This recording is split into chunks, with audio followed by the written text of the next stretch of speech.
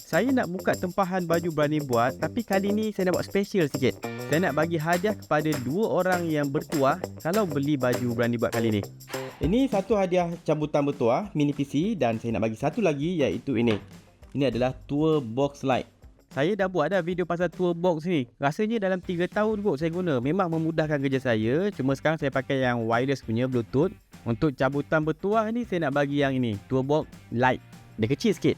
2 cabutan bertuah ni adalah untuk orang yang pre-order baju Berani Buat. Saya ada baju macam biasa ni, ada dengan pendek ada, dengan panjang ada. Nak collar boleh, tak nak collar pun boleh. Dan saya ada satu lagi iaitu baju ini. Ini adalah baju muslimah. Saya akan buka pre-order baju Berani Buat ni sampai 28 Julai. Korang boleh dapatkan dekat beranibuat.com.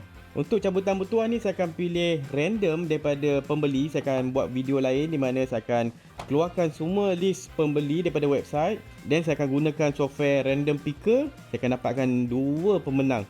Satu untuk dapat mini PC, satu dapat ni TourBox. Ini macam-macam boleh buat. Untuk control live streaming, handle software, nak edit video ataupun nak buat edit gambar ke apa. Ini akan memudahkan kerja kita. Mostly untuk editor lah. Okey tu je, jangan lupa beli dekat beranibuat.com. 2 minggu je saya buka order ni, lepas tu tutup macam biasa. Tunggulah beberapa bulan, maybe tahun depan baru buka balik. Jumpa dalam next video. Assalamualaikum.